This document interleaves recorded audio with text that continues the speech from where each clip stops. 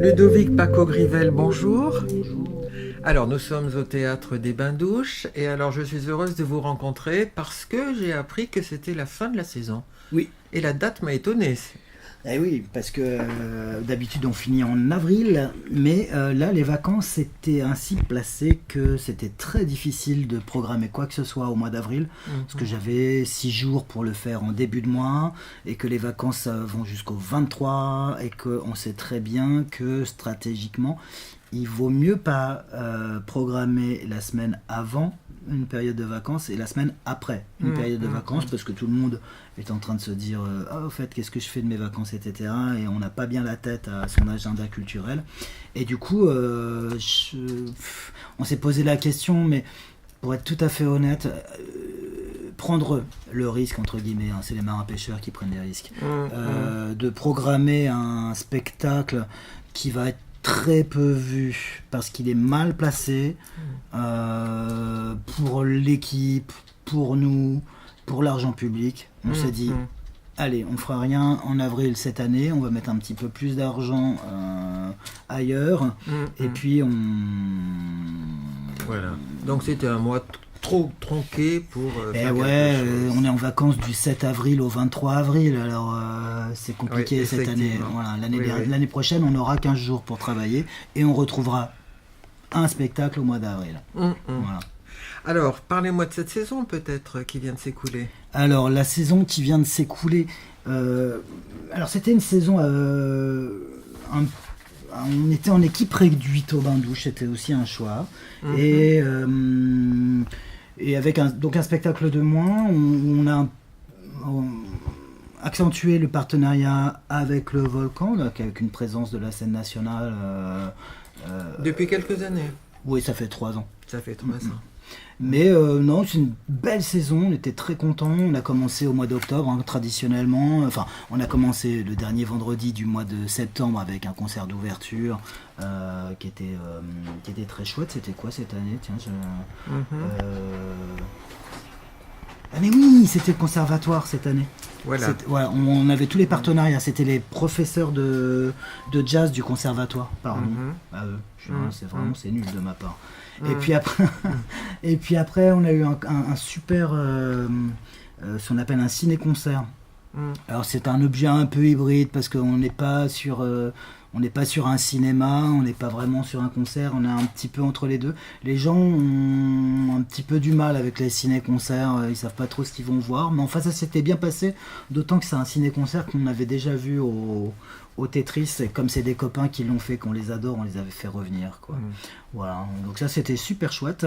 Après, au mois de novembre, on a eu on a eu la création d'un spectacle qui s'appelle Départ avec Bajour, qui est la jeune compagnie dont je pense on va entendre parler. Ça c'est une création de cette ampleur-là. Ça n'était possible que grâce au Volcan. Oui, c'est pas le Volcan qui les avait découverts, c'est vous. Alors, c'est pas moi qui les ai découverts, mais disons que on les a vus très tôt. Oui. Donc, effectivement, j'avais vu cette maquette il y a 3 ans.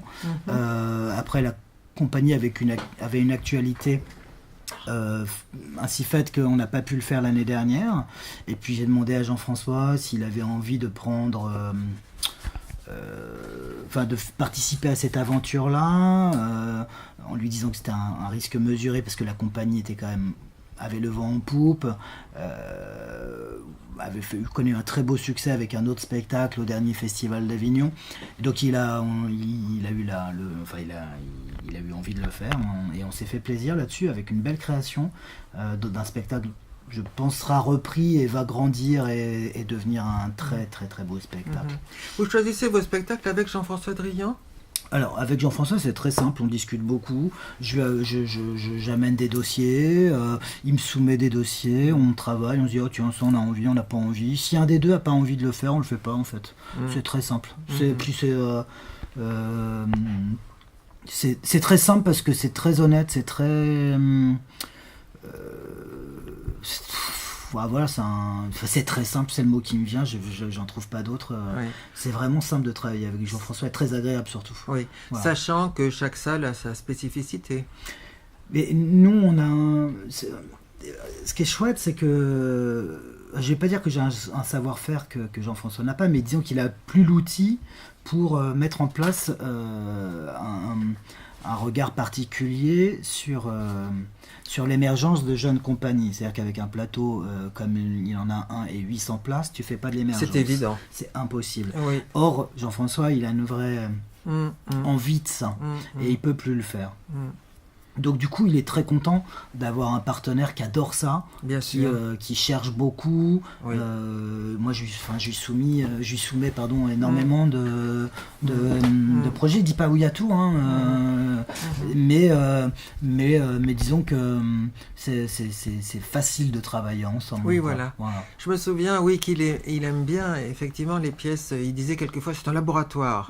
Alors on pouvait être surpris, voire choqué, mais il dit mais il faut que ça se passe. Il faut que ça se voit, il faut que ça travaille. Il a une vraie envie de ça, Jean-François. Donc je pense que ce partenariat, il est heureux, quoi, en fait. Et puis ça se passe vraiment super bien, quoi. Est-ce que vous avez mis en commun vos publics ? Ouais. Oui, aussi. Ouais, Est-ce que vous avez les mêmes supports de communication ? Non, on a des supports de communication différents. C'est ce qui nous permet, je pense, justement de travailler sur des publics très très différents. Oui. Il n'y a pas de, je vois pas de grosses. Je vois pas de grosses zones noires à ce partenariat, parce que le public des bains-douches, j'aime pas dire ça, parce que le public il est de nulle part, il va là où il a envie d'aller. Hein. Mais les gens qui avaient pris l'habitude de venir aux bains-douches, ils sont pas pénalisés par ce partenariat, parce que nous on faisait en moyenne 2 représentations. Là, bien souvent dans ce partenariat-là, on en fait 4, parfois 5. Oui. Donc il a le temps de venir. Par contre, c'est vrai que le Volcan, il a une force de frappe en matière de public qui est loin d'être celle du Théâtre des Bains-Douches. Ça va mieux en le disant, mais c'est flagrant, évidemment. Donc il faut quand même, et ça je leur dis, il faut quand même que les gens qui prenaient le temps de réserver, ça accélère un peu les choses. Là, je sais que par exemple sur un spectacle dont on va peut-être parler plus tard, on a eu beaucoup de gens qui se sont entre guillemets plein, mais je leur disais mais oui, mais quand je vous dis de pas tarder et que ça va être plein très vite. Oui, c'est vrai qu'on ne mesure pas. Tardez pas, quoi. Et il y a des gens qui n'ont pas pu voir Orphelin, par exemple, et qui étaient très tristes, quoi. Je me suis dit, le truc c'est quand en fait c'est vrai que quand on vous dit tardez pas trop, tu fais oui ça va. Oui, c'est vrai. Je la connais, la chanson, quoi. Oui. Sauf que là c'est pas une chanson, en fait. Il y a vraiment des spectacles. On venait presque en voisin comme ça, voilà, et puis recevait bien une place. C'était pas gênant, mais là c'est pas tout à fait pareil. Là, ouais, ces dernières années, même avant le partenariat avec le Volcan, il fallait pas trop tarder. Exactement. Quand même, hein. Oui, c'est vrai.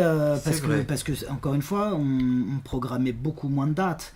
Donc grosso modo, quand tu fais 2 dates, t'as 200 personnes à aller chercher au bain-douche, quoi. Oui, et ces 200 personnes viennent de confiance. Et oui, donc on les a assez rapidement. Par contre, quand ils voient qu'effectivement il y a 4-5 dates pour réserver, je dis mais non, en fait, c'est parce que ces 200 places-là, je vais en avoir, je dis, elles sont réparties sur 5, donc en fait je vais avoir 40 places par soir. Réparties sur 5 dates. Donc en fait ça va hyper vite, quoi. Et puis il y a des gens du Volcan qui ont compris aussi comment ça se passait, quand il n'y a plus de place au Volcan, parce que le Volcan vend ses places très très vite, c'est très rapidement, appelle les bains-douches pour savoir si les bains-douches en ont, quoi. Donc voilà, non, il faut pas trop tarder maintenant. Bon, que ce soit dit pour l'an prochain. Exactement, parce que là, mais en même temps, l'année dernière, c'était quoi il y avait un spectacle comme ça, des gens, alors à 2 ans, en plus je suis en fin de saison, je suis un peu fatigué. Il y a un spectacle comme ça, attends, je le recherche vite fait, c'est rigolo. Là on vient de faire 17-18. Il y a un spectacle comme ça que les gens n'ont pas pu voir. Voilà, planning 17-18. Je me rappelle plus lequel c'était. C'est parce que c'était complet. Et c'était exact. C'était Dévore. Ah oui. Dévore. Oui. Dévore, les gens n'ont pas pu. Il y a plein de gens qui n'ont pas pu le voir il y a 2 ans. Oui. Alors là, on est déçus. Eh ben oui, t'es déçu. Forcément que t'es déçu. Mmh. Ma foi, c'est pas force de l'avoir dit. Oui, c'est vrai. donc voilà. Le pas de BEM aussi. Le pas de BEM, il y a plein de gens qui n'ont pas pu le voir. Enfin, en fait, grosso modo, tout ce qu'on fait avec la scène nationale, il faut vraiment pas tarder. Faut pas tarder. Et l'année prochaine, on en fait beaucoup. On en fait plus que la saison qui vient de s'écouler. Donc du coup voilà, au mois de décembre, traditionnellement, maintenant on a fait la 2e, on fera la 3e, et j'espère la 4e et la 5e, et parce que j'espère que ce festival aura une belle vie. On a eu la 2e édition du festival Ad Hoc, qui est un festival développé par le Volcan, dont on est partenaire. Alors là c'est la cellule entre guillemets jeune public du Volcan qui gère l'affaire, parce que c'est une cellule c'est un festival de création, et nous on n'a pas le savoir, enfin c'est pas qu'on n'a pas le savoir-faire, mais on n'a pas le réseau sur le jeune public, puisqu'on n'en a jamais fait. Oui, de toute façon c'est nouveau là, voilà. Ce festival. En janvier, qu'est-ce qu'on a fait en janvier? Ah oui, en janvier, en janvier on a eu une création, c'est peut-être pas la meilleure chose qu'on ait fait ces dernières années. Après il y a eu Orphelin dont on vient de parler, qui était été plein très très très vite, qui a cartonné. Alors effectivement là il y a quand même des gens qui ont pu bénéficier, on était en pleine épidémie de grippe, donc il y a eu tous les soirs on a pu faire rentrer des gens qui étaient venus un petit peu au dernier moment comme ça. Et puis là on vient de terminer avec un super beau spectacle qui nous venait de Belgique, qui s'appelait Daisy Tambour, c'était la semaine dernière. Voilà, on n'a pas fait tout à fait le plein. Il y avait beaucoup de choses la semaine dernière. C'est vraiment dommage parce que ça a cartonné. Tous les gens qui l'ont vu étaient hyper ravis. Mais c'est vrai qu'il nous a resté. Voilà, il y avait une vingtaine de places tous les soirs. Voilà. Bon, c'est comme ça. Voilà. Vous allez à Avignon tous les ans ? Tous les ans. Oui. Et c'est là que vous faites votre marché ? Là par exemple Daisy Tambour, c'est à Avignon que je l'ai vu, mais c'était le seul de la saison. Donc c'est là que ça dépend, parce que vraiment là je suis en train de regarder la saison prochaine. Si j'abandonne une partie de moi que j'adapte, c'est à Avignon que je l'ai vu. Tout le reste non. Non. Ce sont des choses qui date de plus longtemps, mais c'est important d'être à Avignon parce que c'est là que tu prends des renseignements, c'est là que tu vois les jeunes compagnies aussi, où tu dis peut-être pas sur ce spectacle là, mais c'est important, puis faut tendre l'oreille. Puis c'est là qu'on voit l'énergie aussi des compagnies, puis les thématiques, de ce qui se fait, de comment ça se fait, ou quel endroit en sont les compagnies, etc. Non, c'est un moment important, il faut y être. Bien sûr. Et puis après c'est comme n'importe quel festival, selon les saisons, selon les éditions, il est plus ou moins intéressant, quoi. Bien sûr, bien sûr. Mais c'est vrai que tous les ans, je ramène au moins un projet, Au moins un. Oui. Alors, je crois que vous êtes aussi professeur d'art dramatique au Conservatoire Honegger. Oui. Alors, racontez-moi ça un peu. Parce que là, c'est la transmission, c'est former des jeunes au métier de comédien, enfin au métier où... Moi, la transmission, c'est depuis que je suis sorti de la fac, la mise en scène et la transmission, jusque donc à l'arrivée à la direction d'un théâtre, avec une école, c'était hyper important. Donc la transmission, elle est au cœur de mon parcours depuis toujours. De différentes façons. Ça fait 20 ans que j'enseigne, c'est une vraie passion. C'est devenu une passion. Enfin, c'est devenu un élément important de mes journées, ça c'est sûr, depuis 6 ans maintenant, puisque j'ai repris le conservatoire, le département d'art dramatique il y a 6 ans, avec Anne-Sophie Pochet d'Acté au tout début, qui n'a pas pu malheureusement, qui a été une camarade qui a été obligée de m'abandonner en route. Et puis, oui, la transmission, c'est évidemment, c'est tout à fait essentiel. Après, on les forme, ils arrivent, ils ont 14 ans, ils ressortent, ils en ont 19, c'est vraiment le démarrage. Malheureusement, après, si jamais ils avaient envie de plus, ils seraient obligés de quitter la ville. C'est d'ailleurs ce qui se passe tous les ans. Et bien évidemment, en général, quand tu vas, je ne sais pas... pour reprendre, je sais pas, quand tu vas pas faire tes études à Bruxelles, revenir au Havre est pas même si la ville est chouette, quand tu as passé 3 ans à Bruxelles, revenir au Havre, c'est pas une évidence. Hein. Pareil, sûr. Quand tu passes par Paris, quand tu passes par Bordeaux, quand tu passes par Rennes, quand tu passes par Strasbourg, généralement, tu as tendance à rester avec tes camarades, là où tu as... Donc bien voilà, on perd systématiquement les élèves qui souhaitent poursuivre des études de théâtre sont obligés de quitter la ville, il n'y a pas le choix. Il n'y a pas le choix. Voilà. Oui. Alors j'espère que ça changera un jour. Ça peut changer. J'en sais rien, c'est pas moi qui décide de ça. Oui. J'ai évoqué le sujet. Oui. Dans le diagnostic que je fais moi, une ville comme Le Havre avec aussi peu de compagnies professionnelles, de compagnies professionnelles, de comédiens professionnels, parce qu'on est quand même très peu. Mais bien sûr. C'est tout sauf un hasard et il faut évidemment le remettre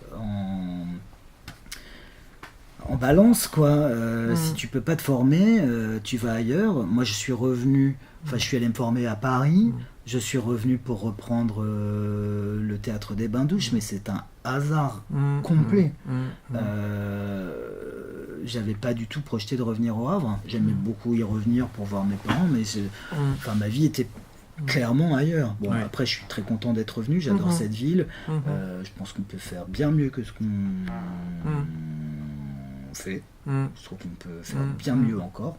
Ça veut pas dire qu'on fait mal, ça veut dire qu'on peut faire encore mieux. C'est ça. D'accord. Oui, bien sûr. Oui.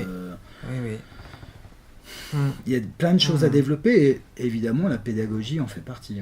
Mais c'est une décision qui ne m'appartient pas, que je ne juge pas, que je ne trancherai pas, parce que si je devais la trancher, elle serait tranchée déjà. Oui. Mais oui, ça fait partie des choses qu'une grande ville doit avoir. Bien sûr. Bien sûr. D'autant que le conservatoire s'est beaucoup développé là ces dernières années. Oui, et puis avec... quand je dis ça, je pense que c'est pas le conservatoire qui se questionne, c'est la mairie qui se questionne. Hein, la direction du conservatoire, je pense qu'elle ne demanderait pas mieux. Oui. Mais tu ne peux pas faire plus avec autant. Si tu veux faire plus, c'est toujours la même chose. Le nerf de la guerre, c'est l'argent. Si tu veux faire plus, il faut dépenser plus. Sinon, tu fais pas plus. Oui, ça, ce sont des paris ou des choix politiques, on va dire. Oui, ce sont des choix politiques, ça va dans le sens noble du terme, c'est-à-dire l'art d'administrer la cité, la politique au sens grec du terme, l'art d'administrer ma cité. J'en suis l'administrateur. Qu'est-ce que je considère être bon pour elle est peut-être moins important. Bon, force est de constater que la formation théâtrale est peut-être pas une priorité. Et ce que je peux comprendre, hein, moi j'y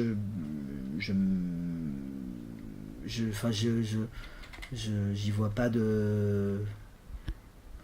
Je le dis pas pour être méchant, chiant ou je ne sais quoi. C'est juste que c'est clair, c'est pas une priorité et puis c'est tout. Mais il faudrait que ça change. Faudrait que ça change parce que c'est un écosystème, une ville et une grande ville ou une ville qui veut devenir une grande ville, une ville qui prend en exemple des grandes villes de culture comme Nantes, comme Lille, tout à fait. Doit se doter des mêmes outils. Et dans chacune de ces villes-là, il y a une école de théâtre importante, une école de musique importante, une école de danse importante, un nombre de compagnies professionnelles qui est quand même bien au-delà de celui qui nous concerne nous. Donc oui, il y a plein de choses à faire, mais est-ce qu'on en a envie? Est-ce que c'est important? Évidemment, si tu demandes à un homme de culture, il va dire bien sûr que c'est important, mais je sais pas, moi. Oui, bien sûr. La lutte contre tu vois. Tout à fait. Il y a des choses qui sont très importantes au Havre, et on voit bien que tout le monde est tenu par les rênes de la bourse, et qu'il faut faire des choix. Parfois, c'est pas... voilà. Évidemment, le choix de la culture n'est pas tout de suite productif. N'est pas tout de suite rentable, si on peut utiliser ce mot, peu commerçant. Mais c'est-à-dire, du coup, peut-être ça freine des décisions. Et ouais, je pense que c'est... Mais ça, on le voit partout. Quand je discute avec des camarades d'autres villes, on en est tous là. C'est-à-dire que les fruits de la culture, tu les récoltes à 10 ans. Oui, tu vois, c'est comme un bon vin. Peut-être sur une petite génération aussi. Exactement. Avec c'est la formation artistique. C'est comme un vin, c'est comme un bon vin. Oui. Il faut qu'il ait le temps, il faut lui laisser le temps de vieillir, il faut laisser au raisin le temps de faire son fruit, il faut le récolter au bon moment. C'est des choses qui sont longues, parfois les premières années même un peu décourageantes parce que tout le monde aimerait avoir des résultats assez immédiats, mais avec la culture, c'est pas le cas, c'est impossible. Non. On peut pas faire vite et bien, c'est impossible. On peut faire relativement vite, mais 10 ans, ça me paraît être raisonnable. Or, il n'y a plus aucun mandat politique et il n'y a plus aucun personnage politique capable de faire un pari sur un mandat dont les fruits seront récoltés peut-être par quelqu'un d'autre que celui qui les a initiés. Alors, on est sur... voilà, c'est le court moyen terme qui prime, qui prévaut, parce qu'ils veulent que... les politiques veulent que le résultat soit sur le temps d'un mandat, parce qu'ils vont pouvoir utiliser ce résultat. Or, là, il faut faire un petit pari, parce qu'il n'y a rien à faire sur un temps de mandat. En termes de matière, en termes de matière culturelle, il y a très peu de chances de se dire voilà, dans 5 ans j'en verrai les fruits déjà. Non, dans 5 ans tu vas voir que ta vigne est belle, mais que le vin pour l'instant produit mais que le raisin pour l'instant produit un raisin que c'est pas le moment de cueillir, quoi. Oui. Voilà. Sauf que le temps étant écoulé, 10 ans après, tu sens une autre ambiance dans la ville, tu sens d'autres liens, peut-être entre les habitants, tu sens peut-être des curiosités. Entre le moment où je suis rentré maintenant, c'est ça que tu veux dire ? Non, si tu prends une décision politique, celle-ci, de faire le choix de la culture, peut-être tu n'as pas les fruits au bout de 5 ans, mais tu les as au bout de 10 ans. Oui, c'est ça, voilà. Voilà. Et tu t'en rends compte. Ouais, mais c'est pas sur ce qu'on appelle le temps d'un mandat. Bien sûr. Tu vois. Oui. Un maire, un président de région, de département, un président de la République, il a absolument, surtout par les temps qui courent, absolument aucune certitude quant à sa réélection. On sent que tout est fragile. Les électeurs sont volages. C'est un pari qui est pas facile à prendre. Ce sont des paris, oui. Mais oui, ce sont des paris. C'est ce qu'on m'a dit à propos de la folle journée de Nantes. Qu'au départ, ça venait de la passion du fondateur, mais aussi que c'était un pari. Effectivement, il a fallu l'accord du passionné, du fondateur passionné et de l'élu pour que ça marche. Oui, évidemment, par exemple, Lille, qui est une ville chouette aussi, il y a une école qui est en train d'émerger, enfin qui a émergé maintenant, et qui, moi, à mon époque, n'existait pas sur la carte des écoles qui comptaient, quoi. Donc c'est bien qu'il y a quelqu'un qui à un moment s'est dit, cette équipe est chouette, je la développe, cette école on la développe et on lui donne les moyens de le faire. C'est toujours la même chose. Il faut croire en un projet et la personne qui tient ce projet doit être aussi capable de séduire les gens qui sont à même de pouvoir le développer, ce projet. Moi, force est de constater que sur un certain nombre de projets, je n'ai séduit personne. C'est pas très grave. Non, mais c'est vrai aussi qu'il faut de la curiosité en face. C'est comme les publics, il faut qu'ils soient curieux. Voilà. C'est aussi une question de personnalité. Ça peut pas matcher avec tout le monde, quoi. Moi, j'en sais rien, en fait. C'est pas moi qui décide. En tous les cas, le Théâtre des Bains-Douches vit de belles aventures. Ouais, puis pour la 30e année l'année prochaine, il va avoir 30 ans. Ce sera l'anniversaire. Ouais. Avec des sièges fatigués, mais... malheur. C'est comme ça, quoi. Oui. Il y a des sièges contre 30 ans, donc ils sont forcés un bout de 30 ans, ils sont un peu fatigués. On peut pas envisager de les changer. Ah. C'est une question de subvention. Oh, j'en sais rien, je sais pas de qui ça dépend ce dossier. Il est passé de main en main. Ah, l'appel est lancé. Voilà. Voilà. Oh, l'appel est lancé, non, l'appel est pas lancé. Non, je dis ça, c'est vrai que c'est un vieux dossier. C'est un vieux dossier. Ça serait bien qu'un jour, ce soit un dossier d'actualité. Les spectateurs seraient très contents. Ouais, les pompiers aussi. Oui, ah oui, bien sûr. Bien sûr, bien sûr. Eh bien, Ludovic Paco-Grivel, merci beaucoup. C'est moi.